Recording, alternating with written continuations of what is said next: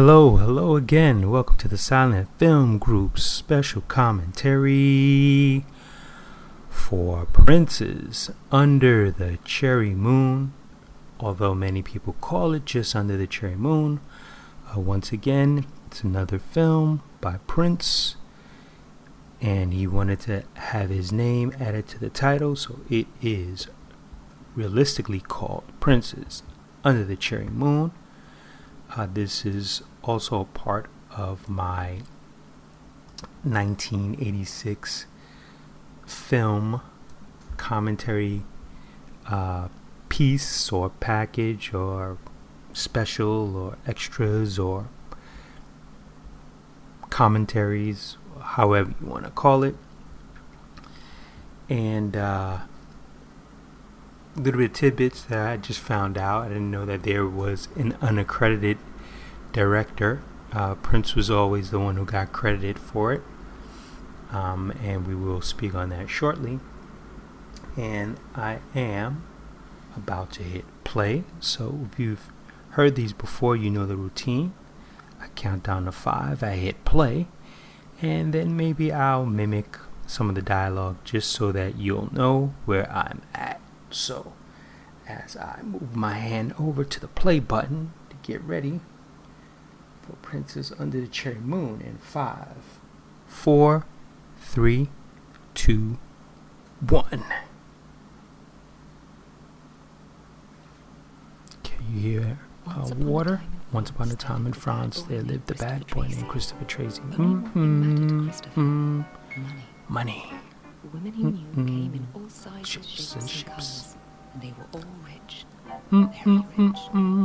Private concertos, kind words, and fun is what he had to And that offer is, them. the film opens up with the voiceover of But he died. actress Kristen Somewhere Scott along Thomas. the way, he learned the true meaning. And this was her first film. Drink Better Sound.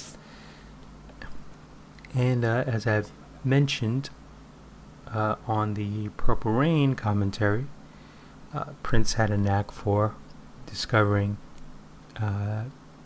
talent, especially when it came to women, of course, musically and within his filmmaking as well, because this was her first film actually.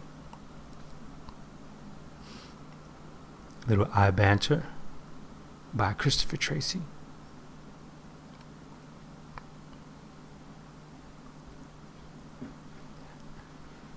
I love this opening.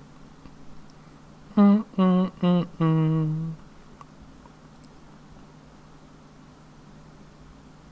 this movie is so different from Purple Rain, of course. I personally enjoy it because it does show the comedic side of Prince, and this was a person that was very guarded, did limited interviews at one point, especially around this time.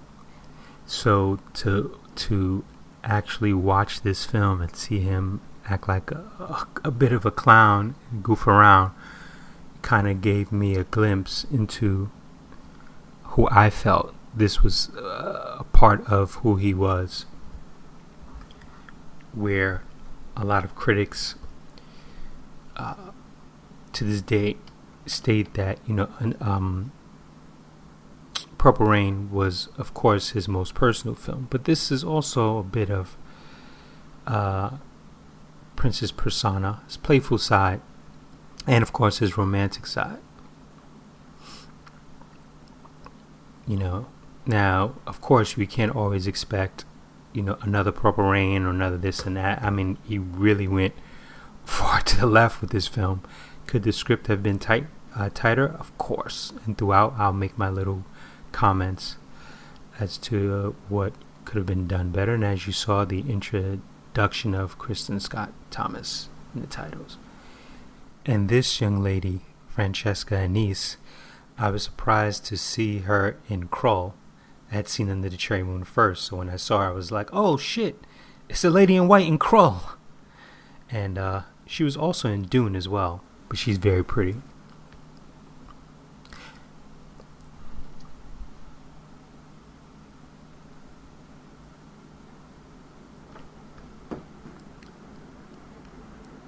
Prince showing off his piano skill sets.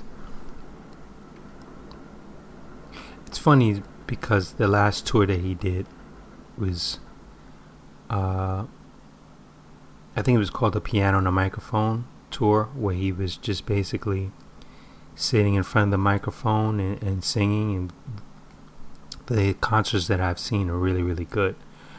And he was kind of going in that era, kind of going in the direction of what Billy Joel and oh man, why can't I remember this guy's name? Elton John, where they had their concerts and it's just them in front of the piano and just doing their thing. And I'm wondering if this was going to be the new direction that he was going to continuously take. So he was getting older, and supposedly he had hip problems, but everyone's staying mum on that to this. Everyone that's close to him is staying mum on that. So I don't really know what the situation was with that. But at this point, you see him basically flirting with his eyes, and he does a lot of that in this film with the Mrs. Wellington character. Or as they call the lady in white. I wonder if they considered making her or having her character wear another color, and then that color would just be on the screen. So, let's say if she was the lady in blue or the lady in red, and every time she came on the screen, it's still in black and white, but she's the only figure that's in red.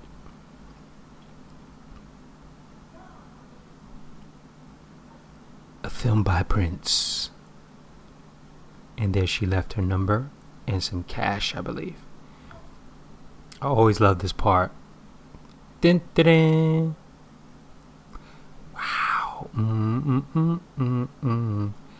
Once again, as I stated in the other commentary, I believe that Prince saw his films as a way to really display his music. And I always thought, based off the work that I saw, that he did a really good job with that. And I love this opening with Christopher Tracy's Parade. Midnight, the artsy piano. I wonder if there were scenes that he filmed that never made the cut with him playing that piano up there.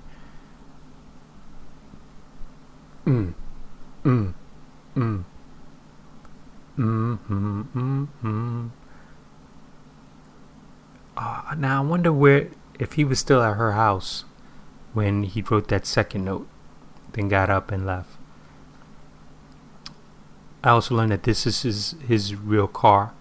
It was his father's car, and he, I guess, inherited it or got it, passed over from his pops. I think this part's cute. The kids, why don't y'all get a job?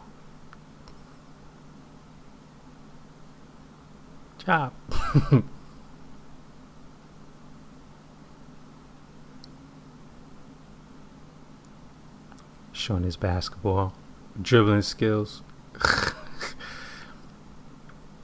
I like this scene too. As quote unquote avant-garde it is, I just always thought it was cool. Are you excited? Here he goes with a Teresa Randall lookalike.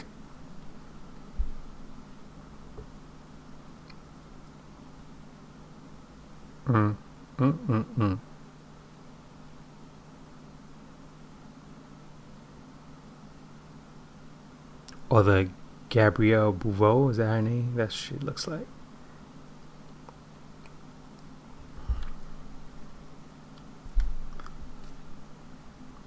Introduction, more of Tricky. Flowed, who's the sexiest? Frank Gold. You must be talking about me, cousin.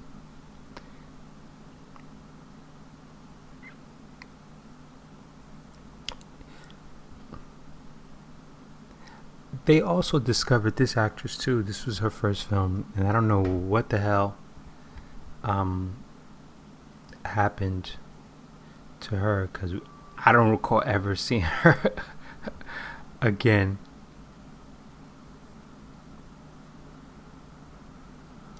Emmanuel Saleh is her name. Throw me out in the cold.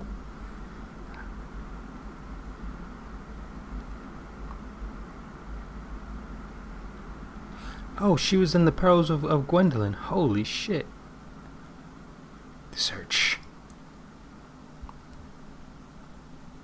I wonder where that came from. The Perils of Gwendolyn was like everyone was doing these Indiana Jones type of flicks, and they had an actress by the name of Tawny Katane that was really popping in the 80s. But enough about that.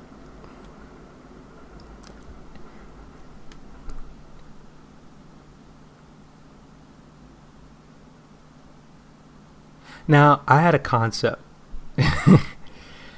that I found would have been, of course, it would have been extremely different and extremely interesting. It's funny because being a fan of his work, and when I saw, I didn't completely understand, what was going on in the real world of Prince. So when I saw Jerome in this movie, I thought he was a sucker because he fucking betrayed Morris Day and the Time to go do this film, to go mess with Prince. But that's before like actually realizing the whole family, thing they had going on, and after the Time broke up, he, stupid asses, hung out with Jerome a lot, and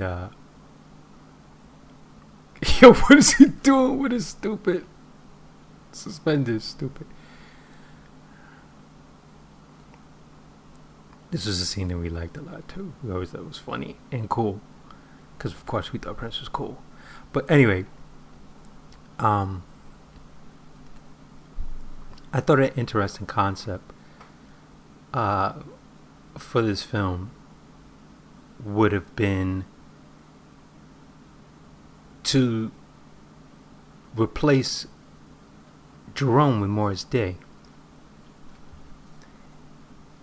And I'm not sure where they stood at this point, because they did have a falling out around that time, but I'm not sure how long it lasted. If they squashed it, I'm quite sure they probably did. I'll say I would like to think they did.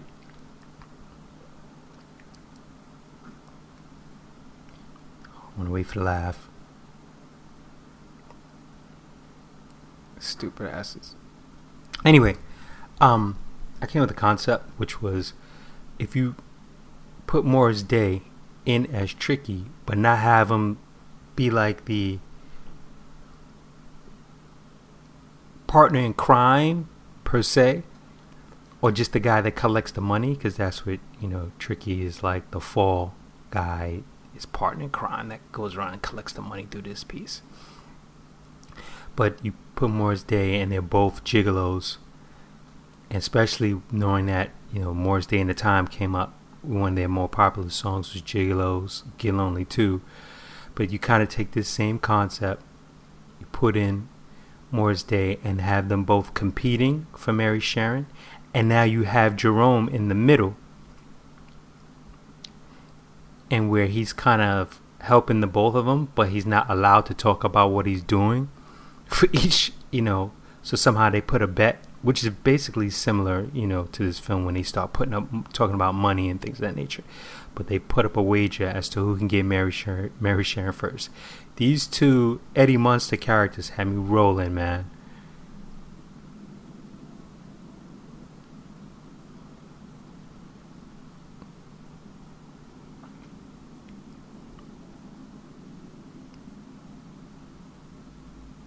Guess she told you. Oh, Waldo. We have cable? How about it, baby? But yeah, I thought that would have been a really cool concept. Either you put one woman in the middle, or you put 2, even if they were twins. But just the fact that there's music out there, but I heard a track with Morris and Prince, and all they're doing before the music comes on is they're just cracking jokes, playing the dozens, and it's hilarious. And it just, you hear Prince cracking up hearty in the studio, and it just shows you like the fun that they used to have. And if that energy could have been put on screen, rather than having him be like Morris, be like the guy that you love to hate, just have them both be comical on screen with Jerome, like I said, in the middle, and just the different schemes that they pull on either one woman or 2 women would have been very, very, very interesting, and probably would have been a way bit more funnier, knowing both of their personalities and upping the competition. They go, oh, he's gonna one up me and be more funnier. Okay, well, I'm gonna be more goofier. This was, I mean, when we first heard this beat, which not originally, but we first heard it was from Biz Marquis' track, which we're sure he probably copied. And how funny that she's singing Planet Rock right now, which is Bambaataa thing. No comment on that. Leave that one alone. We're trying to have a good time here. And of course, you got Planet Rock, and they cut back to a bunch of kids. Uh-oh, here we go with the eyes.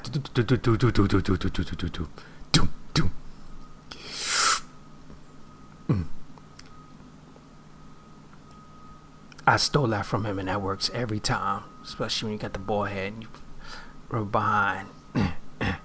Rub the back of your head, Dougie Fresh style.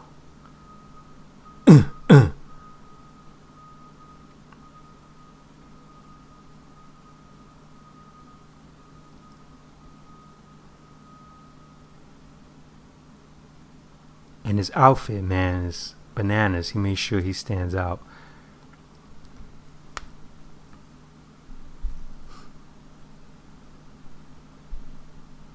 See, now right there, she's in black. And it would have been cool if she was in another color.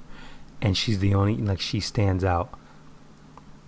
Even though she's not the central character, but the fact that, that's what they call her.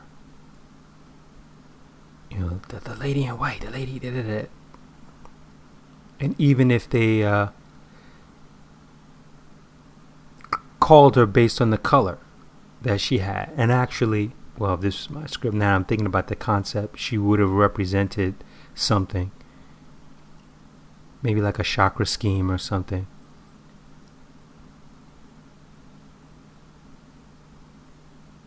This motherfucker got a gold suit on.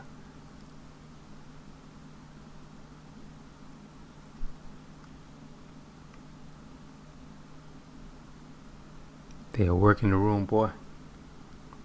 Mrs. Wellington.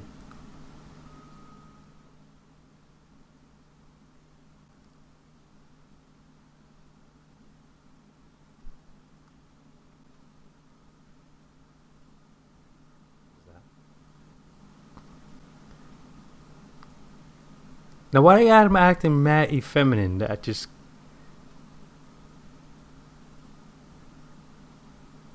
tricky. Dress. It's the way that he does that whole thing. And he's purely, not gay in the film, but just the fact that... whatever.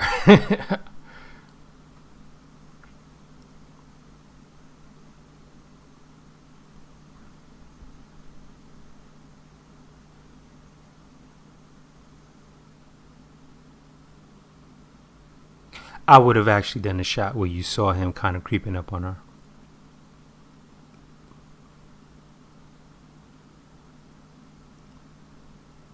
If I did.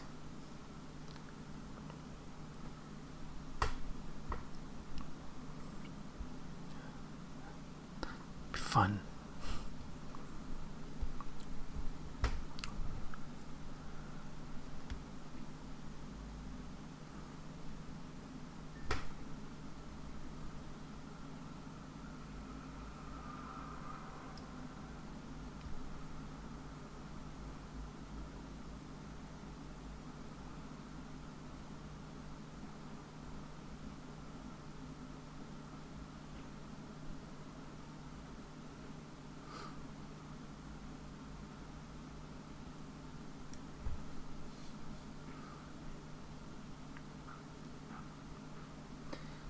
like he was gonna get scared.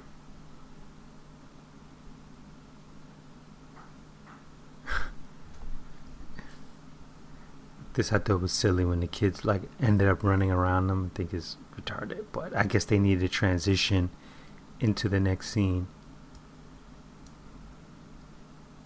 which is actually hilarious.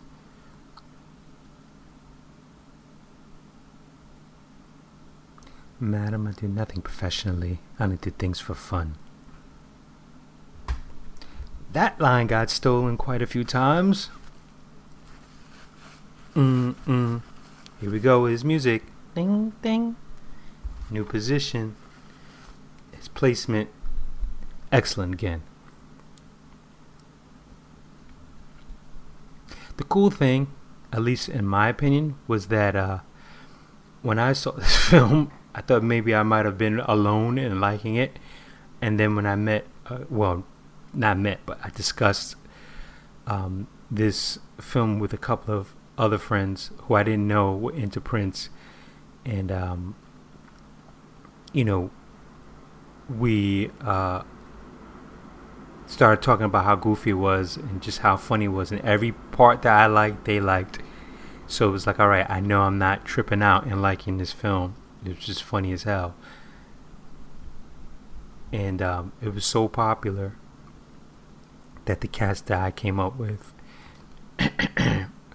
we were like running around still trying to find some of the gear that Prince rocks with the coats that he rocks, which are hot actually. Those little trench joints, little thin.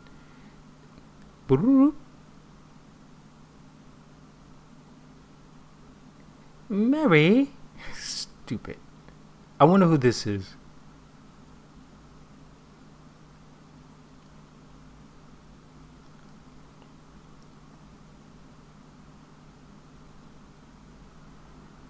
Yo, that big ass couch and little ass Prince.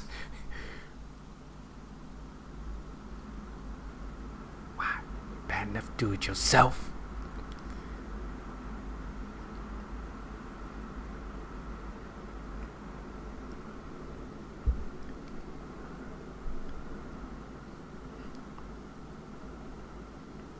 I love how the little hair that's like in her face is cute. Friend.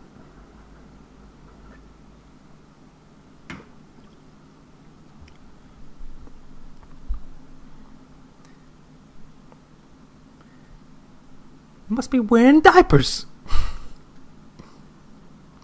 Framed in gold.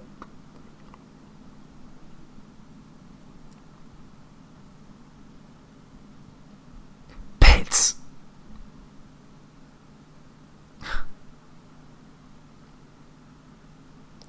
He had the back cut out, man.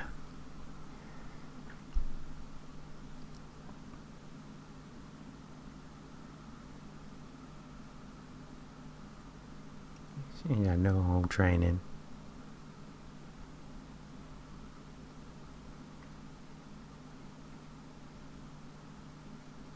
Yo, he mushed inside that. Might breathe a little bit better.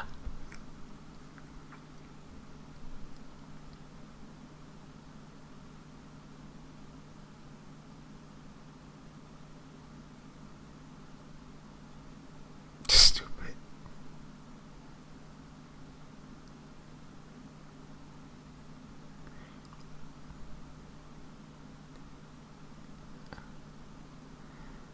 Jerome got up really fast from that toss, man.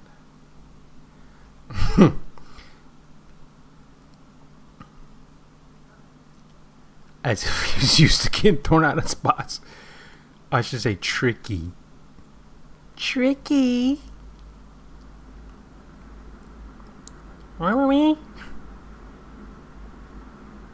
This is the scene I was referring to that I thought was funny, actually. Not as if the other ones wasn't awesome. Skate, slide over to the piano. Slide.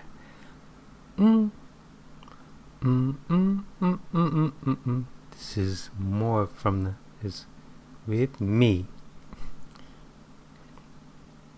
Me too.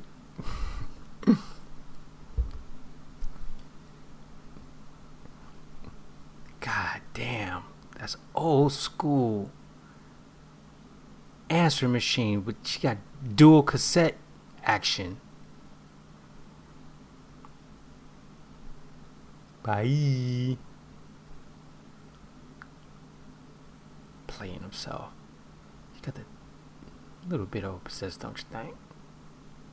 Don't you think? She got the dual answering machine. Damn, she must like rarely be home. It's possession.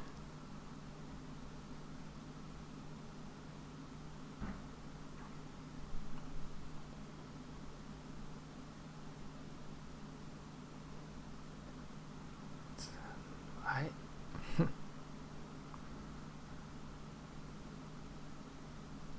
Stupid. Yo. Stupid. And she's still seething about this shit. I should have said.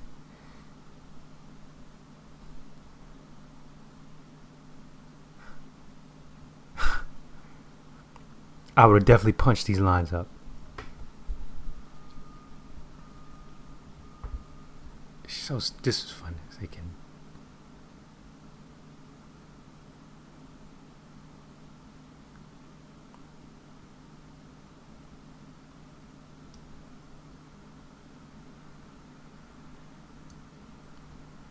So stupid, yo.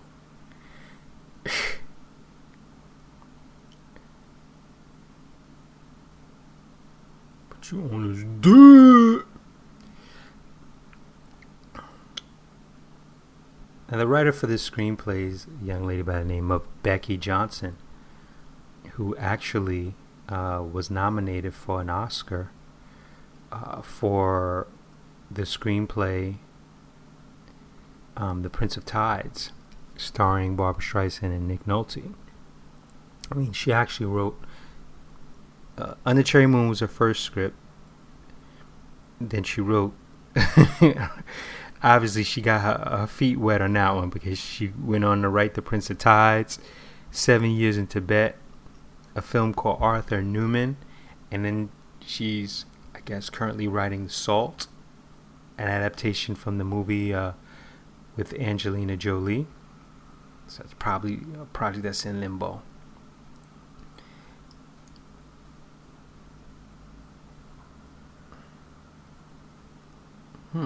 Arthur Newman's a film with Emily Blunt and Colin Firth and Anne Heche, huh? Have to check that out. Now see, this one could have been the scene with Prince and Tricky. Then the next scene would be with Morris and Tricky, and I love you just the same. And every time you would see Tricky, every time he would go from alternating, characters, he would have in a different outfit, of course. So he would always look fresh. So he'd go from Prince having one outfit, then he'd slide over to go help Morris have another outfit. And, well, meanwhile, each is trying to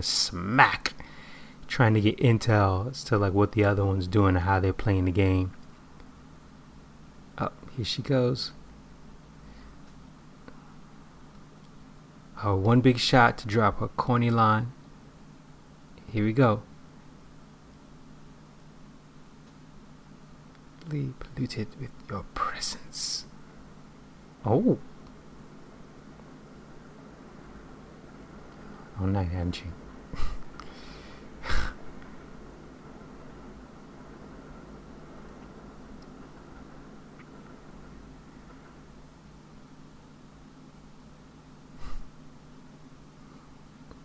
Got you.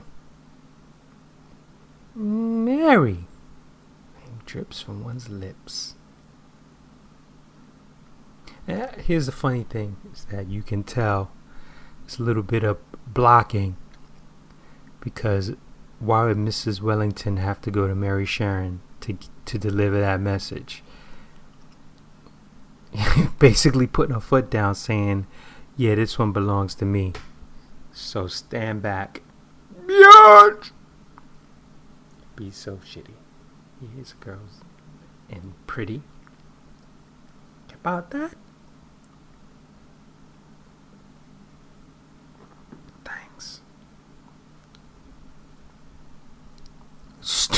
stupid. Stupid. Stupid kids. See someone stupid, don't answer the door. Like you, Mary. Bash away.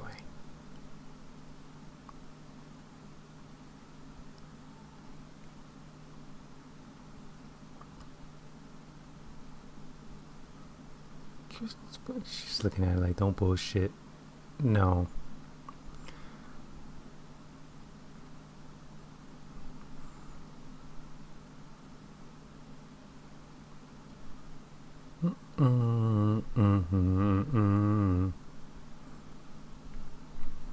It's a very interesting choice for instrumental, given that it's a bit of a period piece with this guitar, riff. I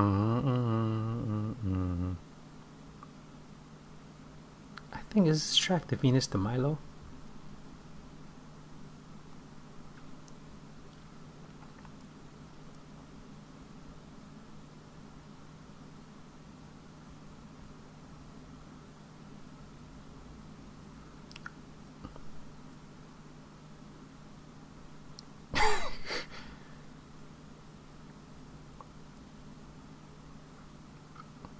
Oh.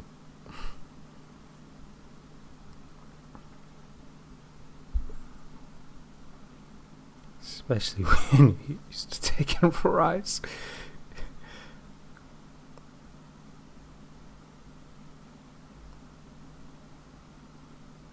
If you get a little cornball, do his little two-step.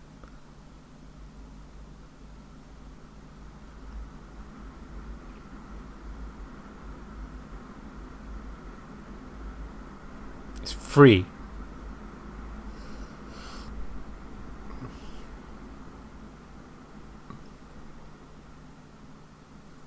Cabbage head.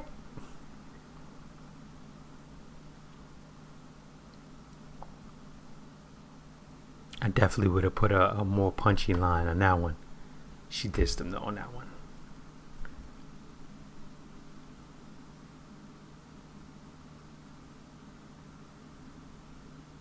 Come dance with me. Yo, she got a snarl on her face. This, I thought, was the most hilarious fucking scene in the movie when I saw this the first time, man. I love the way this instrumental kick move for draws. He spots that rolls. Here we go.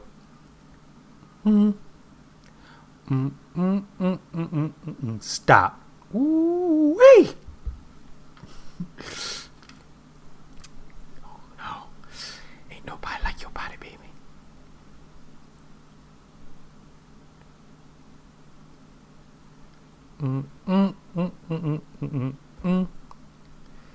We'll be landing on the moon in 3 minutes. He's just fucking around the car like.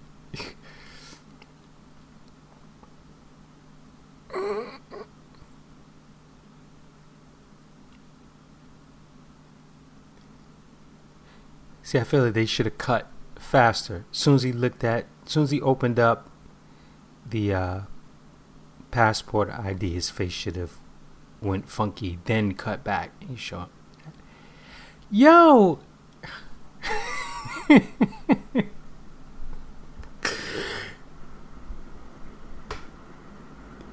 Oh man, I never laughed so goddamn hard in my life. When I saw it the first time, man, I was crying.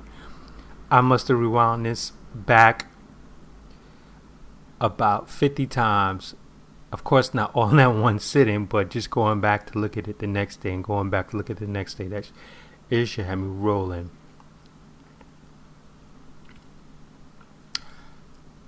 I'm retarded. I'm retarded. The reason why is because it just dawned on me that Mary realizes that her pops is messing around with Ms. Wellington. That's why she had Christopher go to the house. It's funny.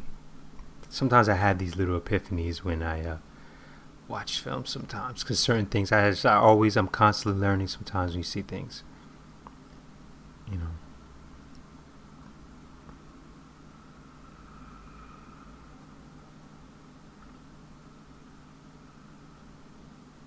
Baby and her, man. It's probably a sign of controlling.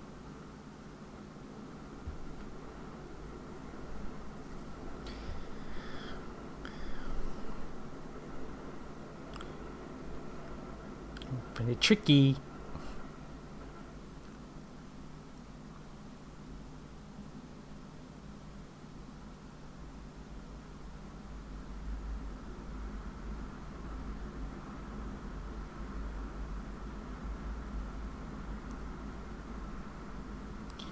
Mary, you better be careful. You fucking with Victor Maitland.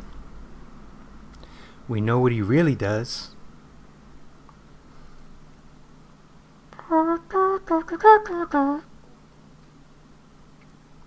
He's had people killed.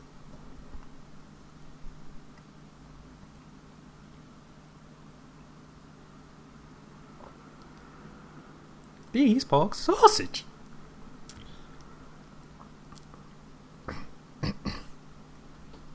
It's another good scene. Take your ass down the joint. It's me.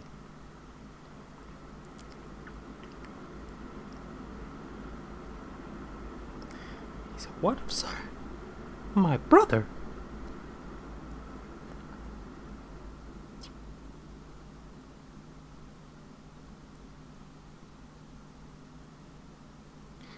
No way.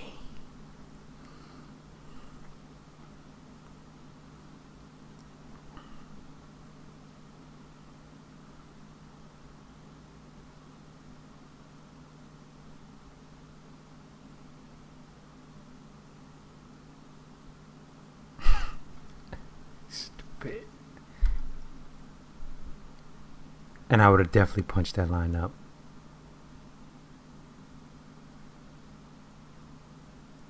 I'll stop chasing women and you stop chasing trickies.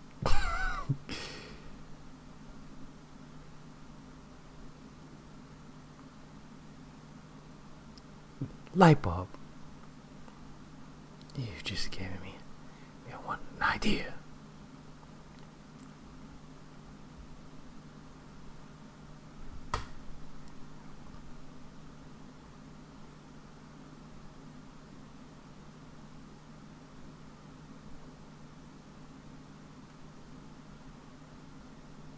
I wonder if there were other concepts to this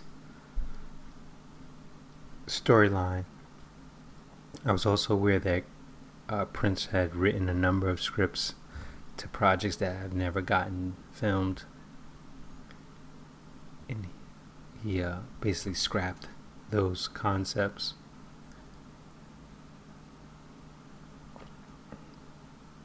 There's also a story of a guy that used to work for Prince. I saw it on YouTube,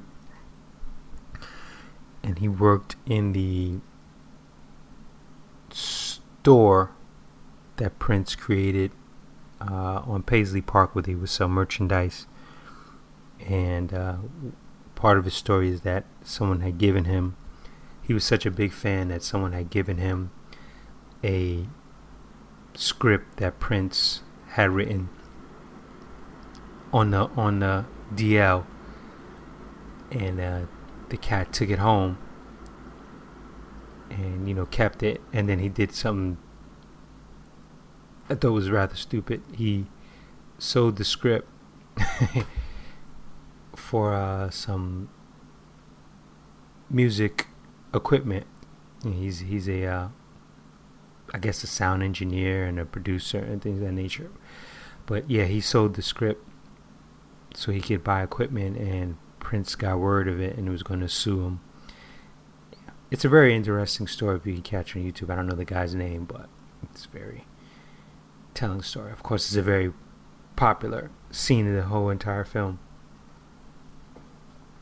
'Cause you're a coward.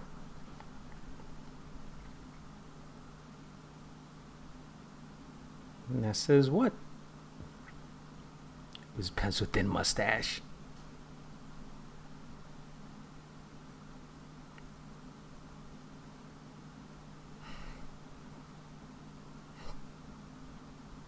Stupid.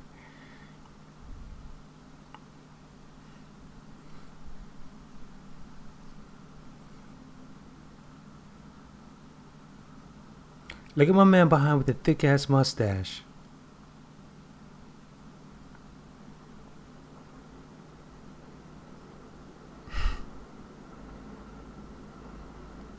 Ew, he's like, look at those two niggas in the back. What are they doing in here?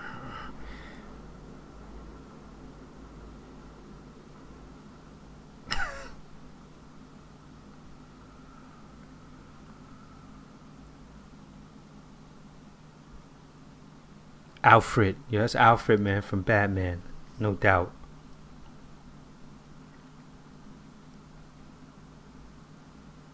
It would have been cool if instead of him doing girls and boys, he just would have broke out to Party Man. Our world.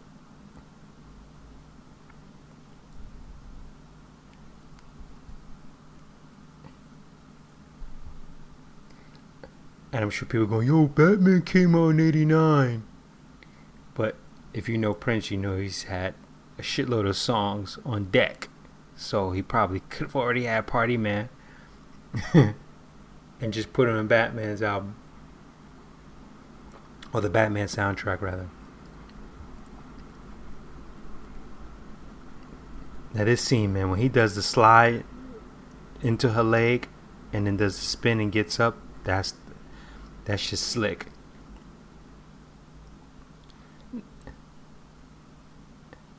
It's funny because if you listen to that earlier, you can hear that Prince is singing live along with the track.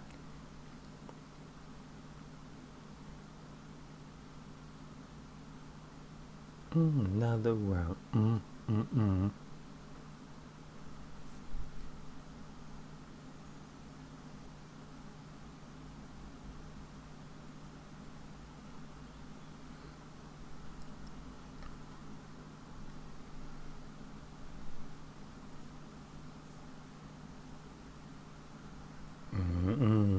What the hell is he doing, man? Birds to fly. Jerome actually like he's tired. If you go back to this shot right here, obviously this is earlier because he looks. If you go back, he looks like he was running out of steam. Oh, here we go. Slide. That shit's hot. Ooh. I wonder how many takes he did of that one. Oh, Victor Maitland in the house.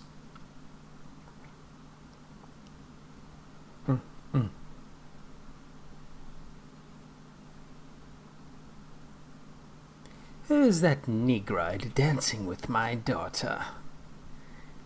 He's a gigolo. He's a gigolo. Take the box.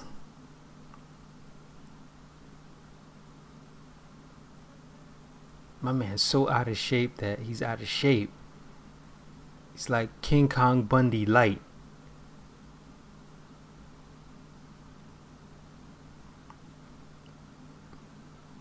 I love how they stare at each other. He's not backing down.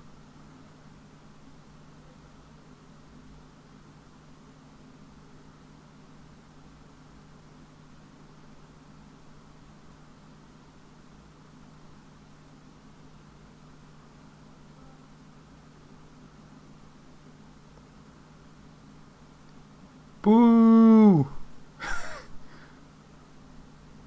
Party poop.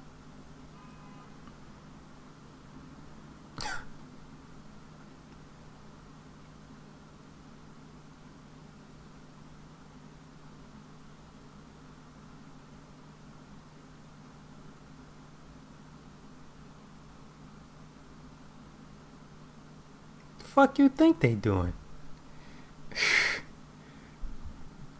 Dumber than you fucking look. You should automatically assume that. Line should have been, I want you to find out who those two bums are and try to find out why they're trying to screw my daughter. Bury the bodies with coffee grounds.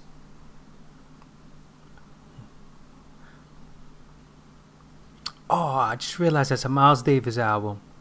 Hilarious. You know, I kind of like Mary. Pitching up now. It draws to me.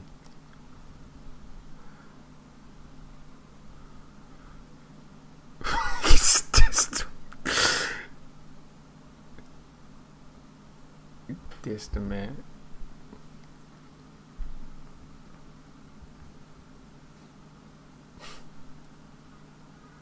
Why don't you handle the money and leave the draws to me?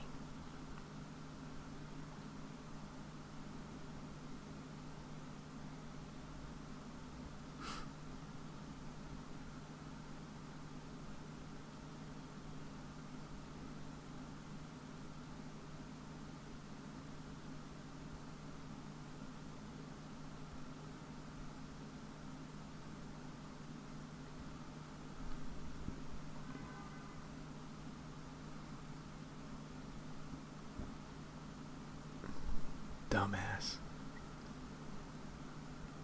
He buttering his goddamn toast.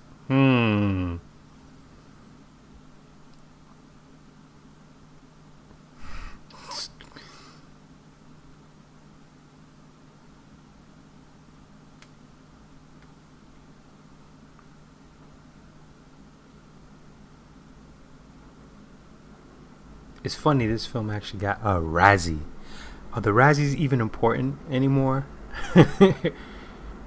You know, they used to be a thing around Oscar time, but I don't think they're as important as... I mean, they were never important. They were just a goof on what people thought were the worst films of the year, but whatever.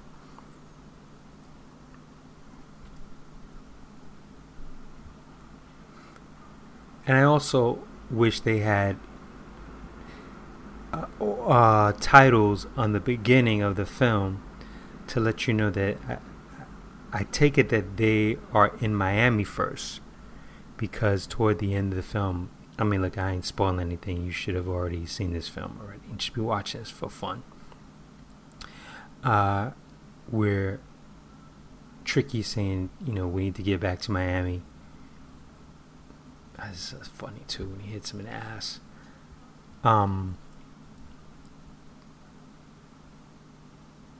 Yeah, they should have had titles that just said Miami, because I always assumed that this was overseas. These are the coats. These are the coats that we were talking about. Little badass trenches. Jerome rocking. Or Tricky. Tricky.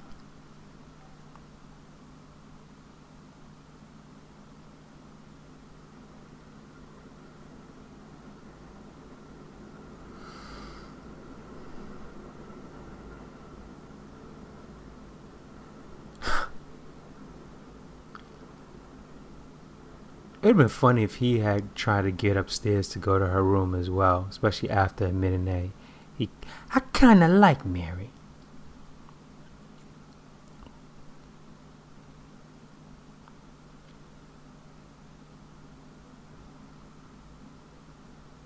Ow! You know that. It's the wine. It's the wine, lover.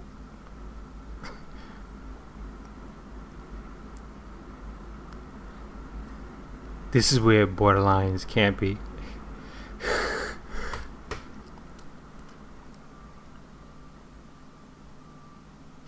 You did it to Mary's moms.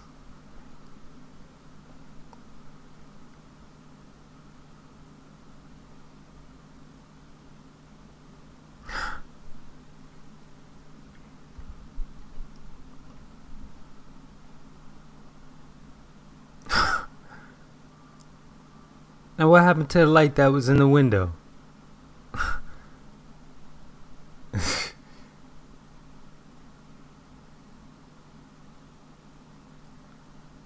Or the fact that they don't even show the window. You would have still, you should have still seen it in silhouette rather than just this all black.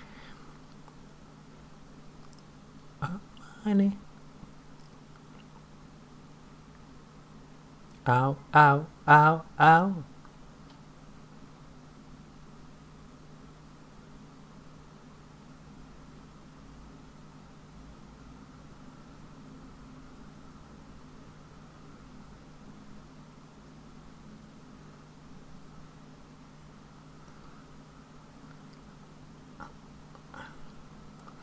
I know. Why do we spend it?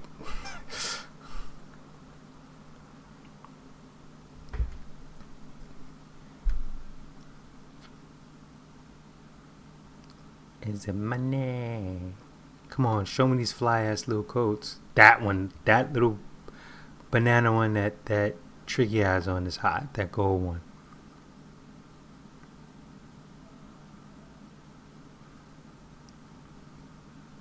He's basically wearing the outfit that he looked like he would wear in the Kiss video.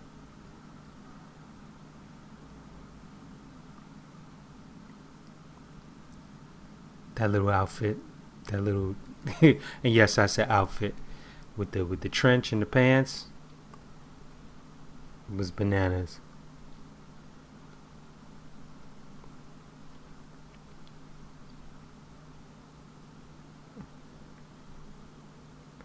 Oh, oh, oh, oh, oh.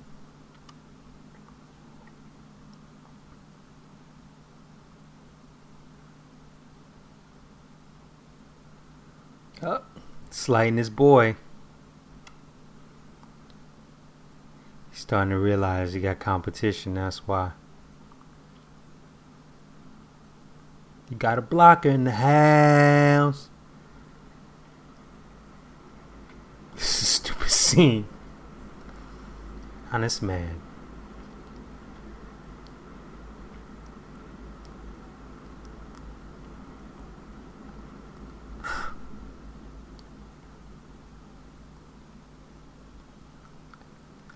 And he got on black gloves, man. Watch when they're eating.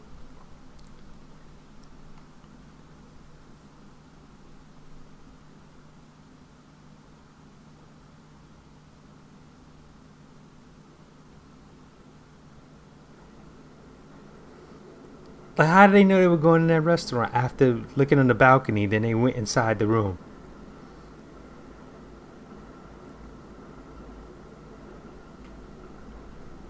You understand. And honey, it ain't gonna be me.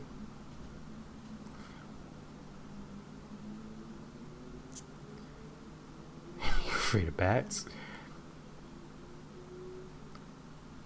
Like, this is a scene that just comes out of nowhere. It's just fucking stupid.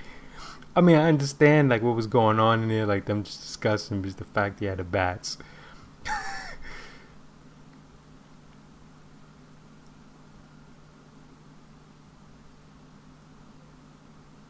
My Versace or my Benucci?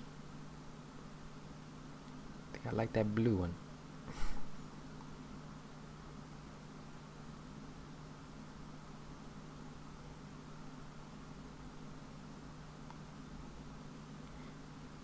Tricky Christopher.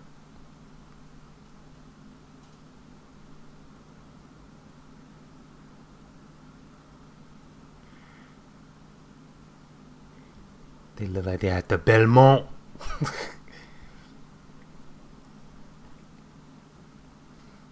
Please, man, yo. I got something I gotta do. What you gotta do? Bust her draws.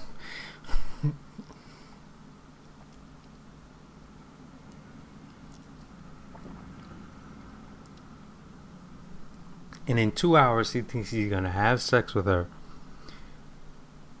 and return back to go meet Tricky, I guess in the same gear, with his hair all primped and the energy still the same. And Tricky wouldn't notice. Life be so nice. Time for him to get pimp mode.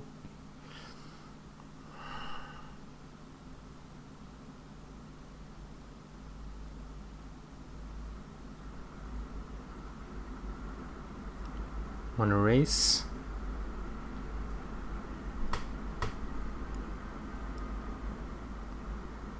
I mean, you're messing with a Porsche, kid, even if she didn't hit the pedal to the metal before you.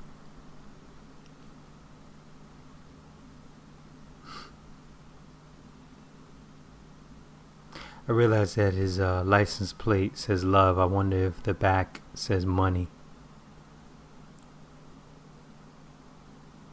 I was weak.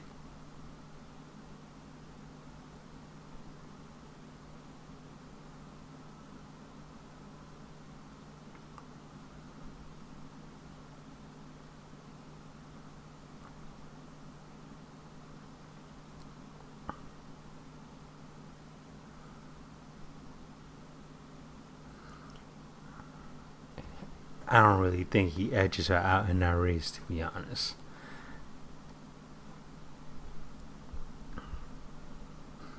It's really all about inserting his music, man. Under the moon.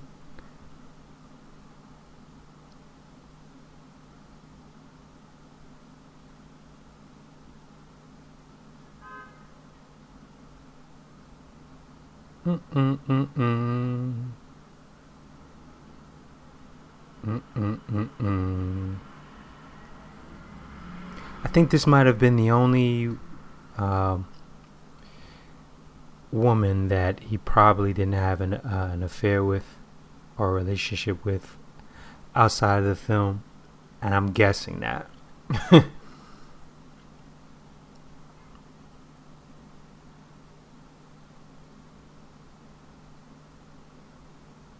What the hell is that sitting on the table next to Tricky?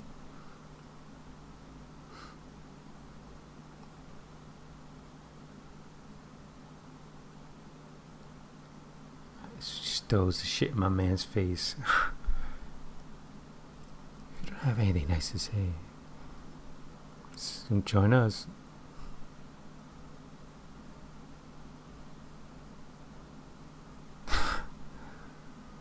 I need to look that up so I can use that. Kiss don't lie.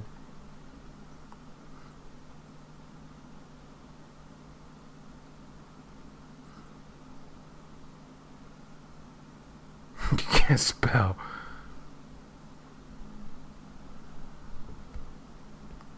Stupid.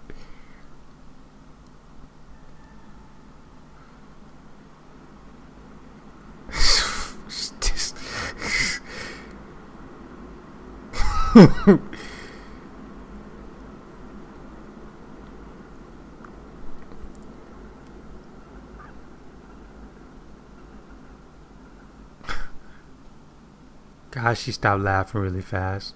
Must not really been that funny. See, it would have been cool if she was laughing and she just would have did that, said that line while she was still laughing, and then that brings her down. Draws.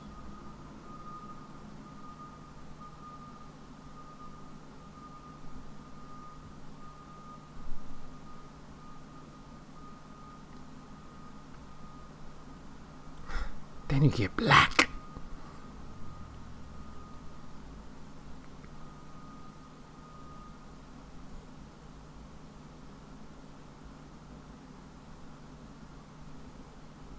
Shut up.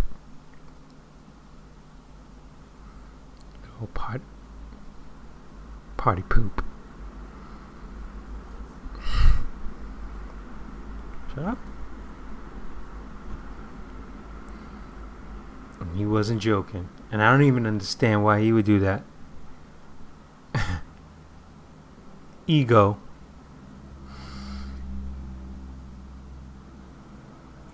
Because common sense was you just keep the romance on the quiet tip. And she's fully, romantically in love with with you. And then you go for the gusto. No, I gotta. Oh, this is funny. Shannon, please.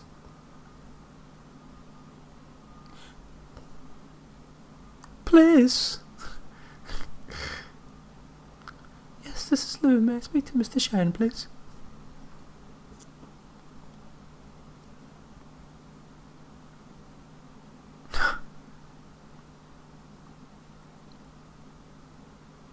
The ball the other day?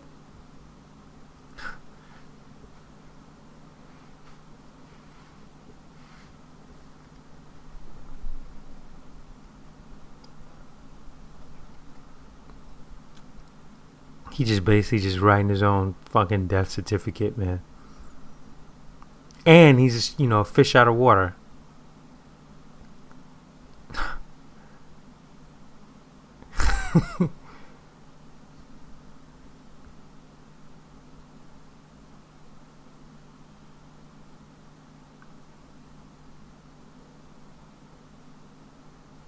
It would have been funny, man, if just when he did that, she just would have punched him right in his fucking face. Just bow. Just real Cannonball Run style. Jackie Chan style.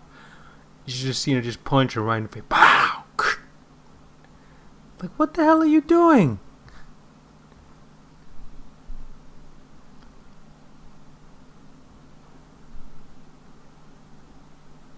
And then it fades to black. Like, pow! What the hell, Christopher?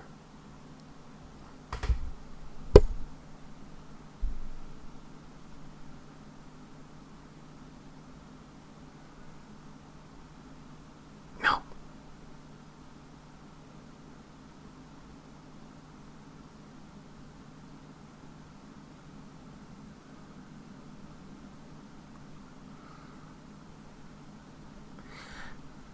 I take it that he must have popped her cherry. Because the way he was talking smack.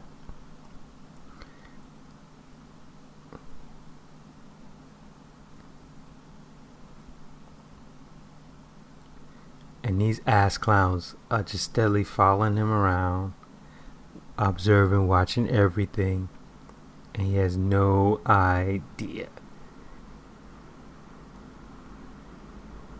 It's so funny because this shot right here, her mom looks so much prettier than she did earlier at the party.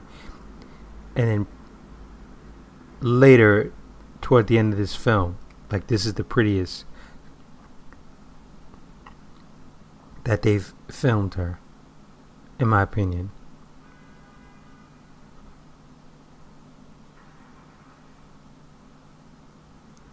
With that gigolo.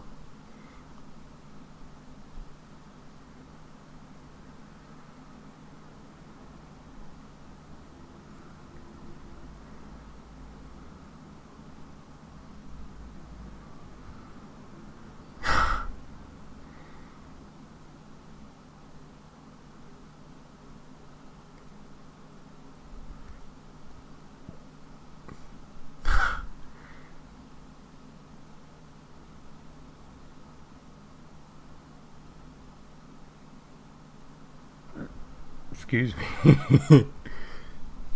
Air went in and it came up.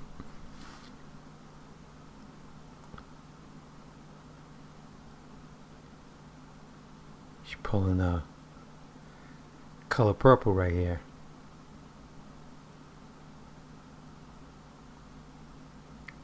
Wow.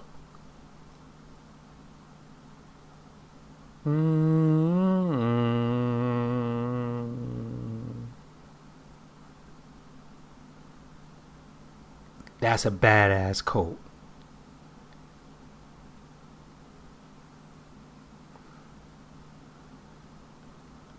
His hair looked like he had 1,000 hangovers. Drew at the club in 2 hours.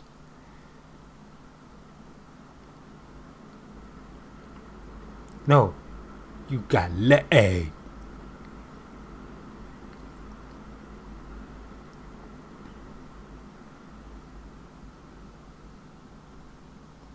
But what's the rules of the partnership, which we don't know?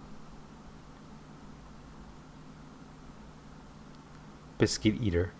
Stupid.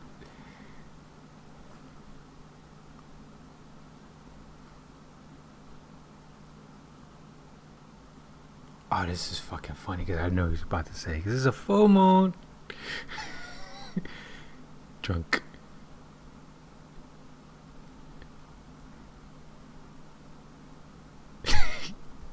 So like Eddie Murphy in Delirious. I'm drunk. I'm drunk. It's my house.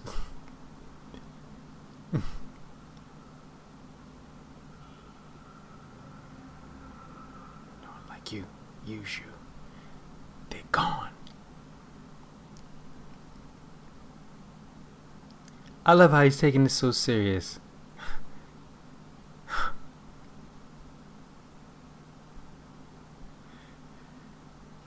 She gonna be throwing rocks at you. Punk. She gonna be throwing rocks at you. Now one trick you done with it. Why not forever?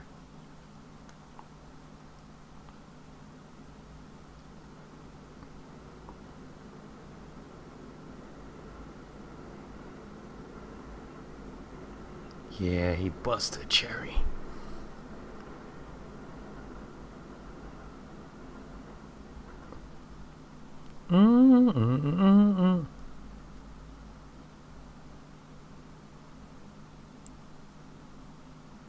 You afraid and you should have ran and got married. Straight up.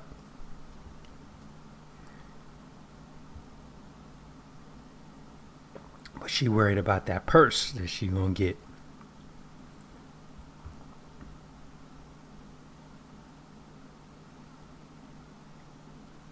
See, if he wasn't playing around with his words, he could have completely had her, but he wanted to dick around to find love and do all the crazy quote-unquote Prince-isms, I guess.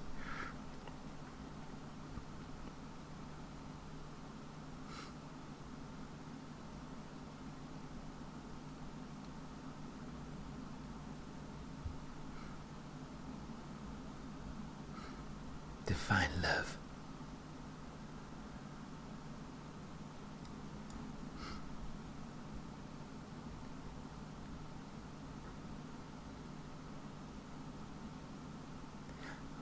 I'm surprised the little bodyguards aren't lurking around the corner. They seem to be everywhere they're not supposed to be.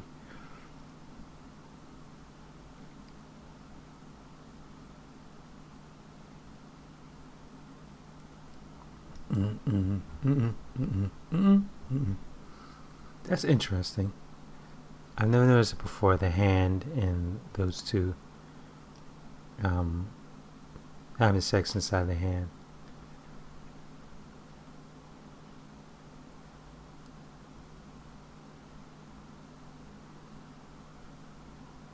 I love you. Time for you to get up.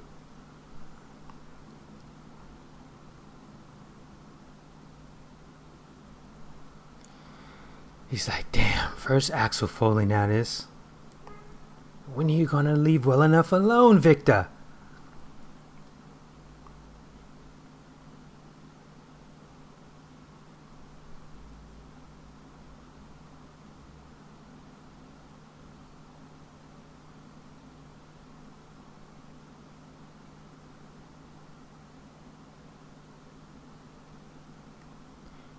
All that liquor this cat's consumed, all the glass on the table. Damn.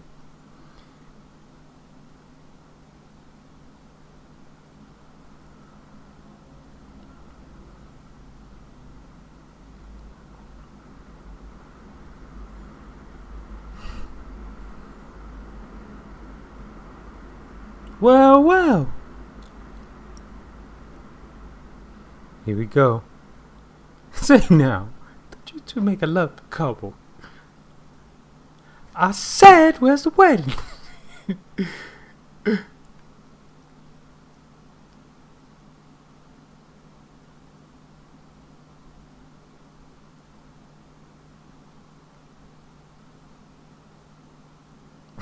He's a dickhead. Man, we got some little business, dude. And then he doesn't say anything.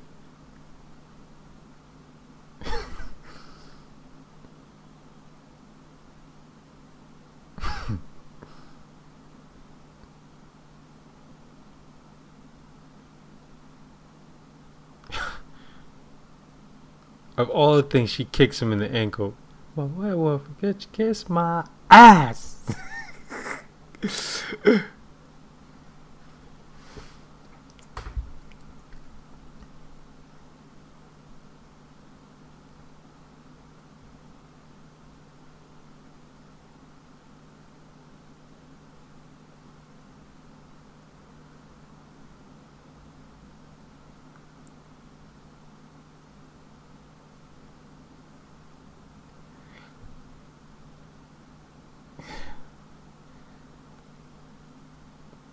What I don't understand is how did he know that he was going to... Oh, okay, I get it now. Because he probably had to play. He had to play piano at that spot. You know I miss you.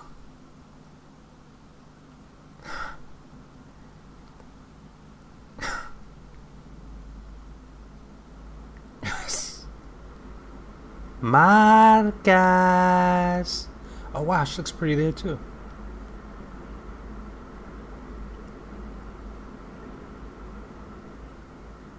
Her mother looks like her sister.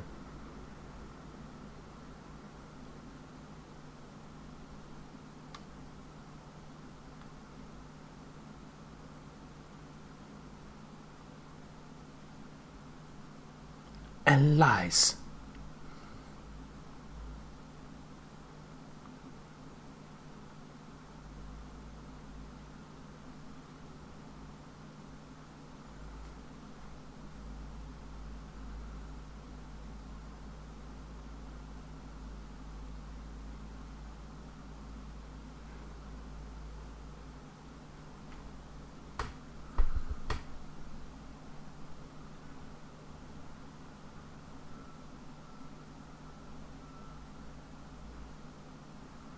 Damn, that vase is there for the smashing. Boy, I really do wish you would have.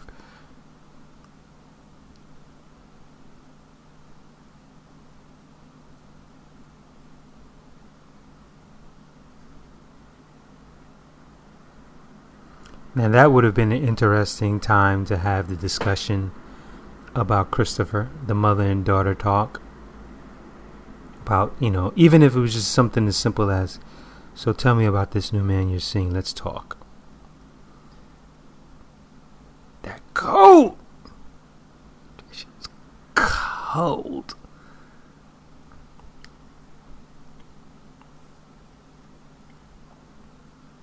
And they filmed her extremely.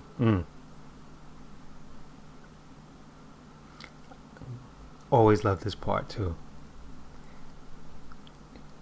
When he inserts that music, man, this shit is the shit. That's it. Music for me. Here we go. Tell him it's Chinese. You.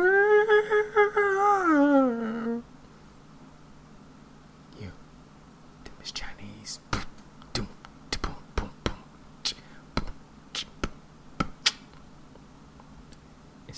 Bitches a little bit. Bitches what time? Bitch up. Here we go. What time?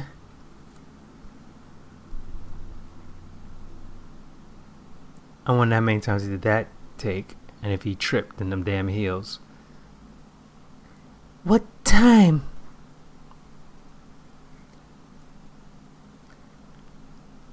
What time?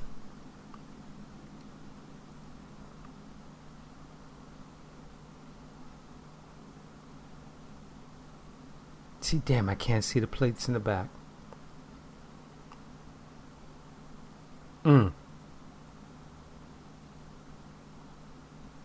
You more. Whoa. What time?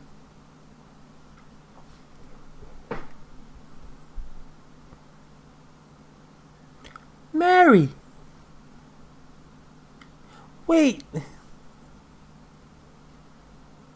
That's a cold coat, man.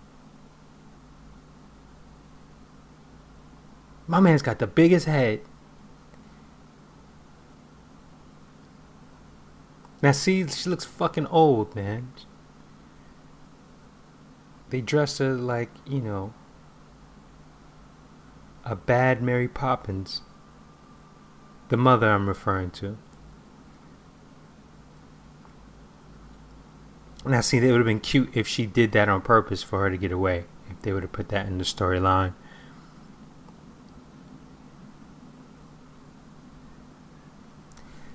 I need more.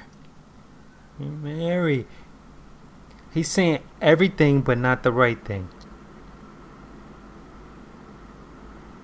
Oh, yes you are. He's saying everything but the right thing.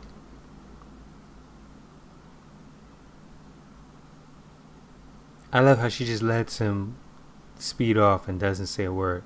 So obviously she wants to be with him. Mm-mm. Mm-mm.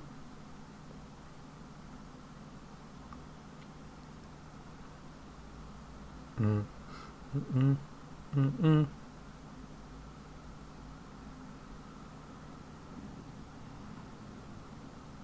It's funny because unless my mind is playing tricks on me, upon looking at this now, it looks as if the Christopher Tracy character is more in black and white at times than the other characters.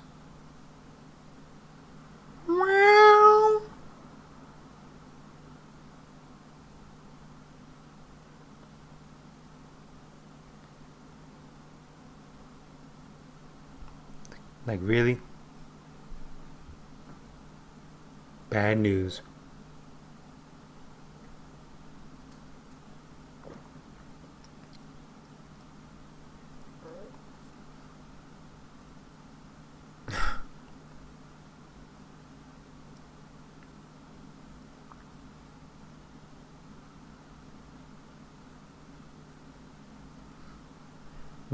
That's what power does. It changes the storyline, changes the narrative into what they want it to be. Your daughter went willingly. My daughter was abducted. Your daughter was abducted. That's how we'll go in the press.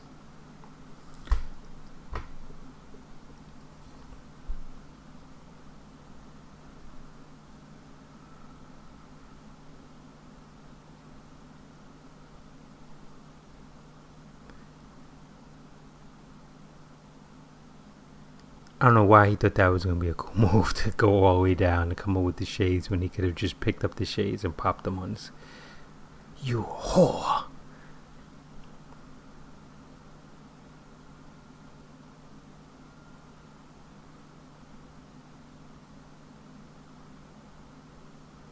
Oh my God, say something.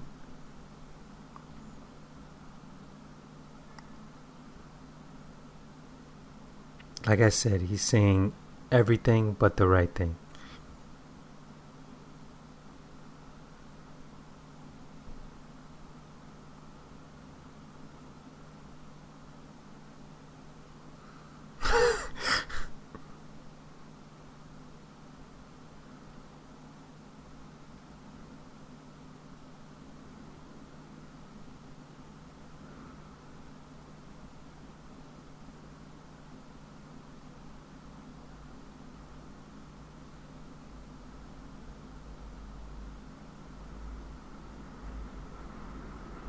You don't hate me. Don't. Just Jedi mind tricked her like it was nothing. Define love.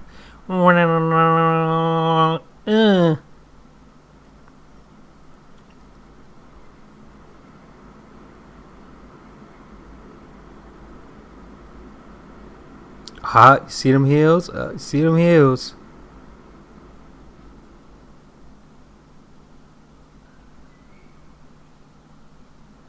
Now they going a little bit too far with the kissing, especially just the way he's kissing. It looks so fake.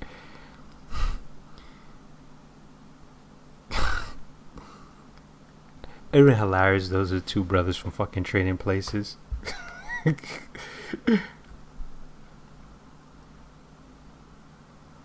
they're going a little too much on the kissing.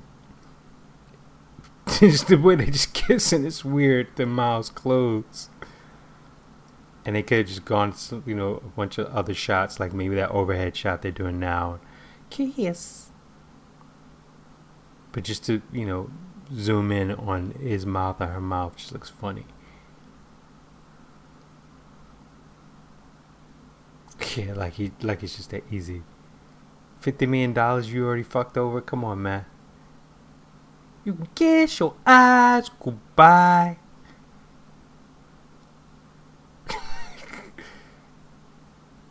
Boop. Now, how the hell did he not see him? Another guy with a big head. Bow.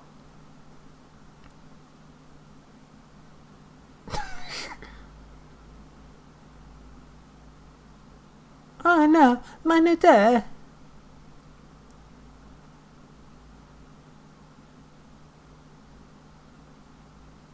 Why would you hit him first and he's not the one closest to the door?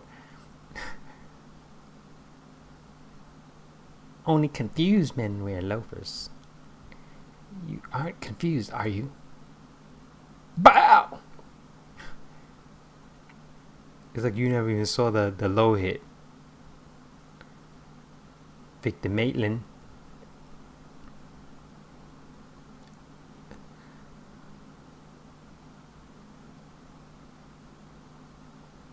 The devil's sitting in the chair, man.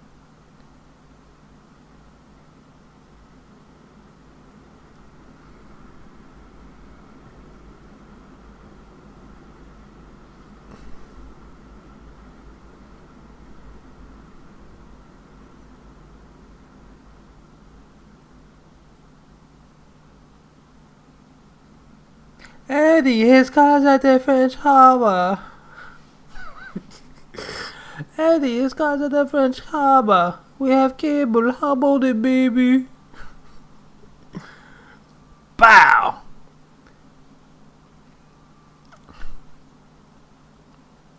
Eddie, his car's at the French Harbor. Actually, I was gonna say I can't believe he was still on the phone with him.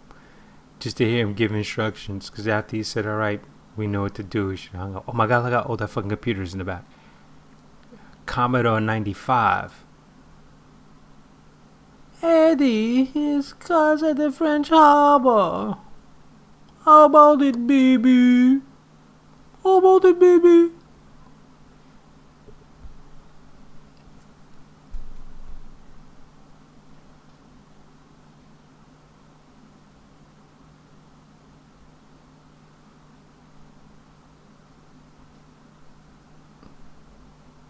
Cold coat, man.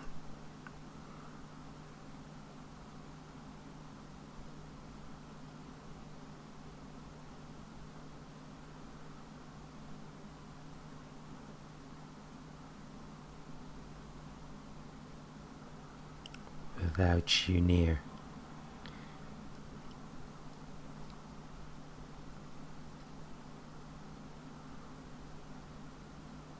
How the hell she still got her clothes on?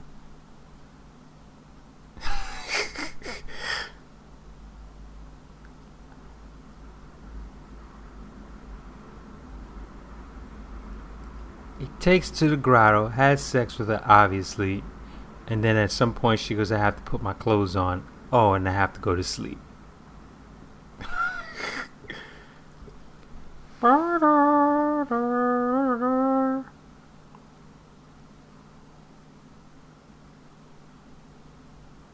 Hey, what's going on? No, but you did. Be next.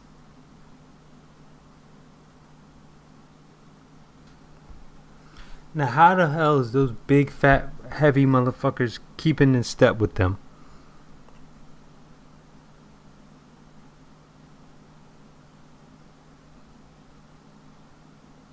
Oh, but we all know that ain't gonna happen. Hold them off. The motherfucker should have been held off by the time they ran down them stairs in this goddamn apartment building.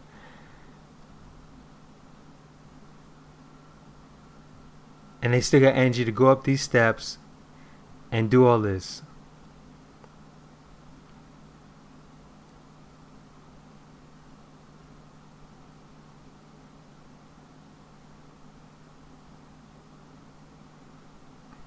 Oh my god. How he hitting him. How he's hitting him. Oh my gosh. Pow.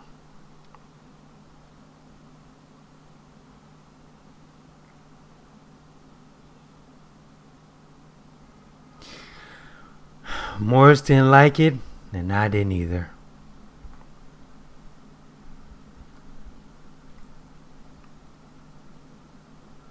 How far is this goddamn grotto, man? And how fast did that boat catch up?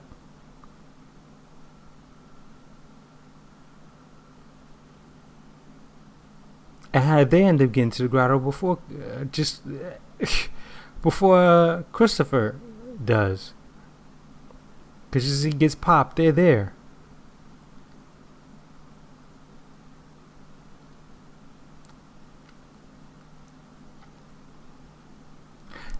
They should have shot them both. Because it's already a tragic love story, so just pop them both.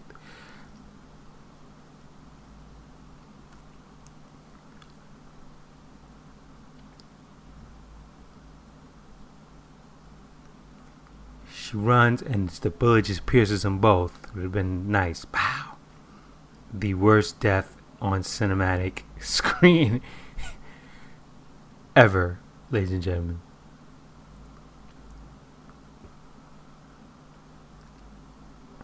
And I'm probably exaggerating.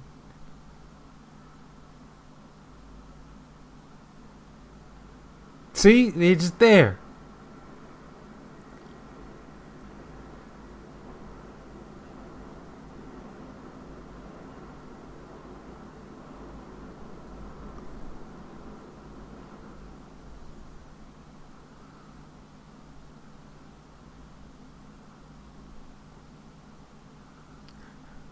He's just a baby. Not him. Not now. With that little blood.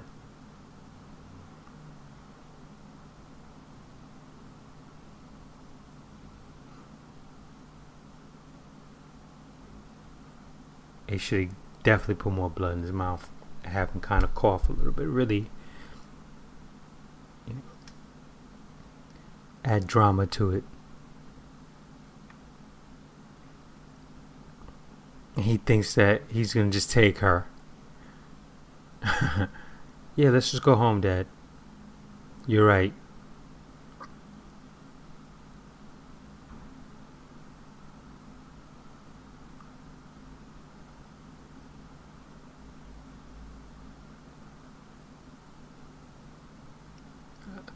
It's again, lovely way he inserts his music in.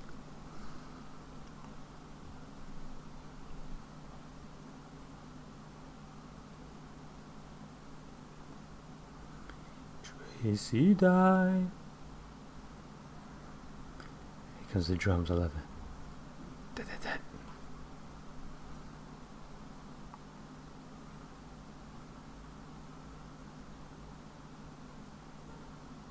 That motherfucker living high off the hog. So he benefited. He came up off of his friend's death on a building. Got a Rolls.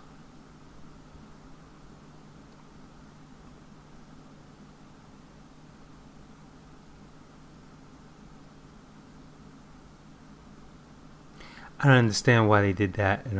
They should have just dissolved into this shot, because it made it seem as if they were going to just go into credits. Bang.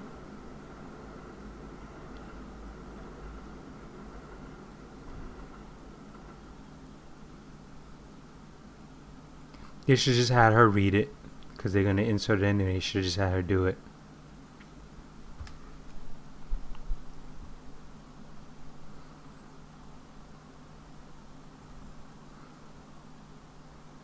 Bang.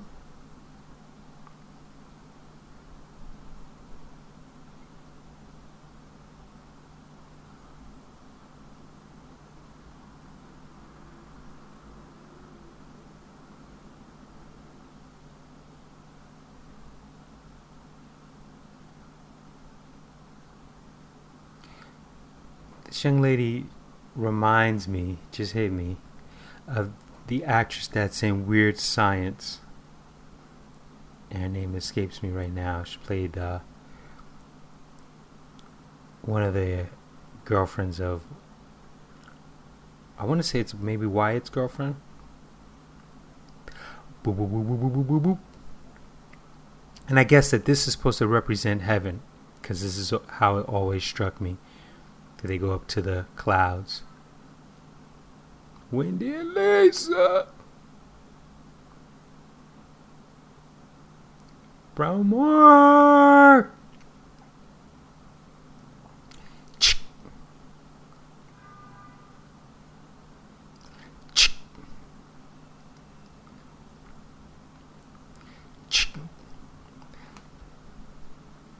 Yeah, in my mind, this reminds me, especially the way the shot goes up and then you see the clouds.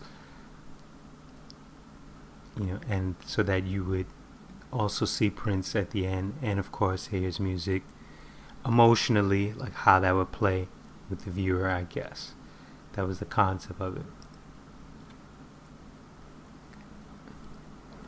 I like how he did that. He just slid down and with the guitar. If you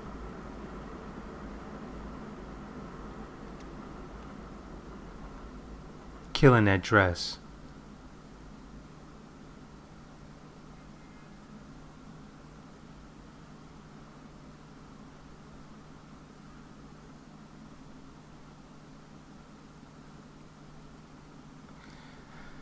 Well, we've come to an end. He's running for paper. We come to an end of another special commentary.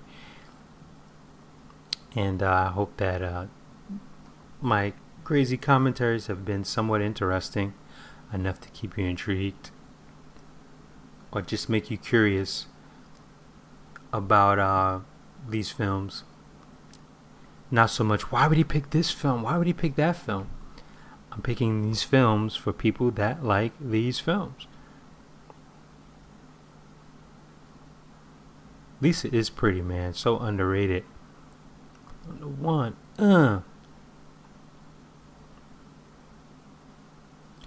It's a fake Jesse Johnson. It's a fake Huey Lewis. Bobby a drummer. Ah. Oh yeah. Foley editor Solange. Mm-hmm.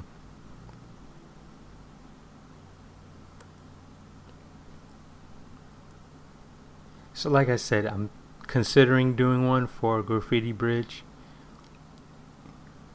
If I could actually sit through it, we'll see. There are a lot of people that actually like Graffiti Bridge, but the fact that it's supposed to be a sequel to Purple Rain and it just seems like something very avant-garde to the left, as I like to say, far from it, in a whole other dimension, a whole other universe from what, the original Purple Rain concept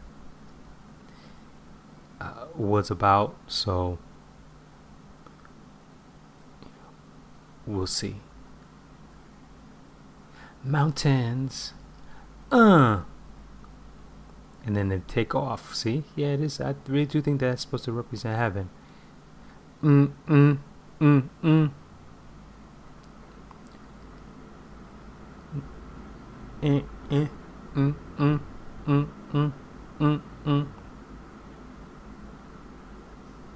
I wonder if Prince had any designs on making any other films.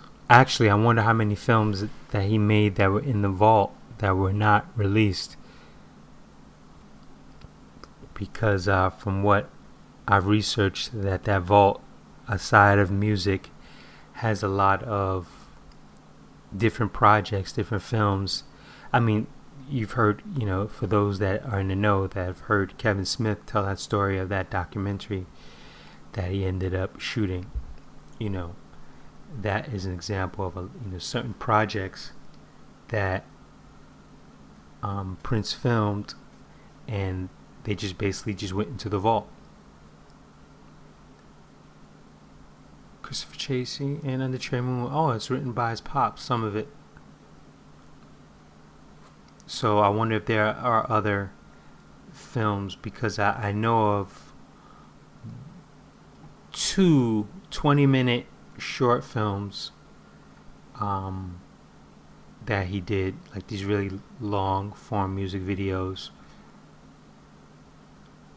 So I wonder what else, what other films that haven't even been edited yet, that may need editing,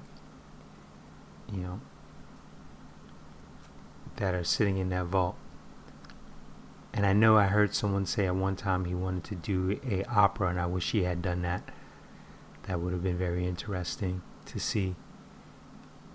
I can't remember the opera singer's name, and she's very respected and very well known. Black actress as well. She was on Grey's Anatomy. I can't remember her name right now. Damn.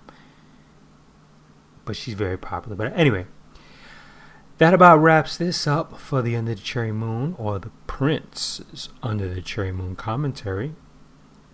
And I hope, as I said before, it was of some interest to you. Sure, maybe some of you have gotten tired of the sound of my voice, and maybe some of you haven't. But I'm going to move on to the next commentary. For what film, I have no idea. But I do have an idea. I'm just not telling you yet, because it is part of my 1986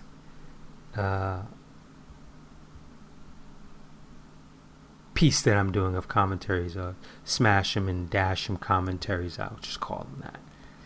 So on that note, I will bid you an adieu and a simple ciao, bye.